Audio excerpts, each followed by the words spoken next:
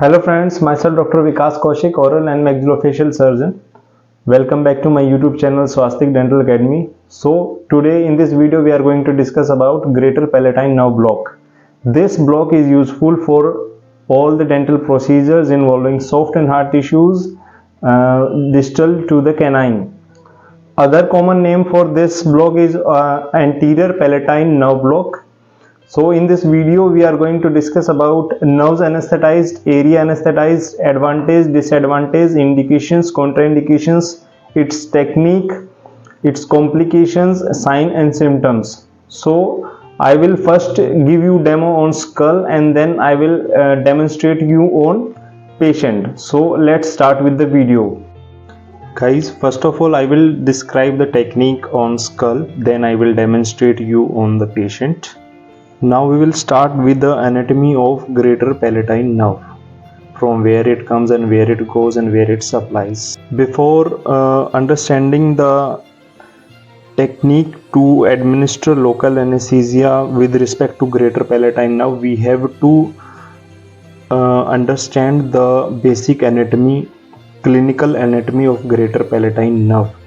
Greater palatine nerve comes from pterygopalatine canal and emerges through greater palatine foramen, and it passes along the hard palate and it supplies up to the premolar region, first premolar region, medially up to the midline of the palate.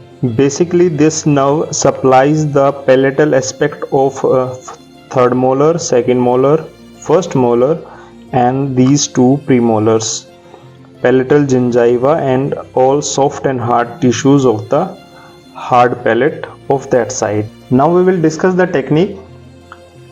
We will take 27 gauge short needle. Area of insertion will be soft tissue slightly anterior to that greater palatine foramen, as you can see in this video. Target area will be greater palatine nerve as it passes anteriorly between soft tissues and bone of hard palate. Now the main point, landmark will be greater palatine foramen and junction of maxillary alveolar process and palatine bone, that part. Now ask the patient who is in supine position to do the following: open wide, extend the neck like this and turn the head to left or right to improve visibility, and then try to anesthetize that particular area with local anesthetic gel or jelly. Then enter from the opposite side at right angle between third molar and second molar 10 mm towards the midline from their alveolar process here. Then aspirate the syringe and slowly deposit the solution. 1 ml is enough for proper anesthesia, and then withdraw the syringe and apply pressure over that area. Wait for 2 to 3 minutes before commencing the procedure. Now I will demonstrate you on patient. There will be two patients.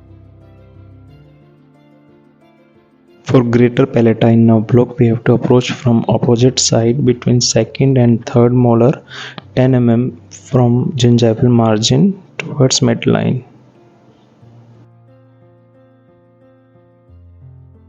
Always approach from the opposite side 90 degree to the target area. Aspirate and slowly inject the solution. The nerve which is commonly anesthetized through this block is greater palatine nerve. Now we will discuss the areas which got anesthetized through this block. These areas are posterior part of hard palate involving hard and soft tissues, anteriorly till first premolar and medially till the midline.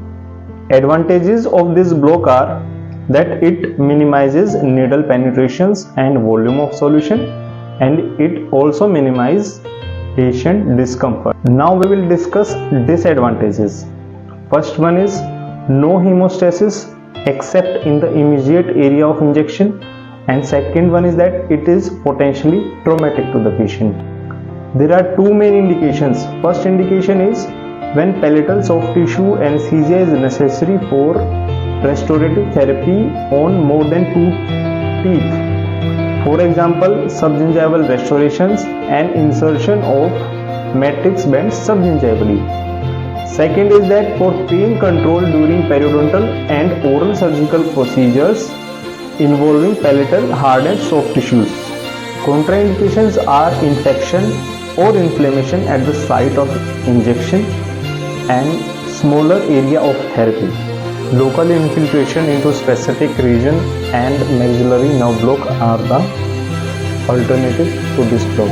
Numbness in the posterior portion of palate and absence of pain during treatment are subjective and objective signs and symptoms for this block. Although there are very few complications, but sometimes we note ischemia and soft tissue necrosis. Hematoma is noted in some cases, but it is very rare, and sometimes patients feel uncomfortable due to soft palate anesthesia.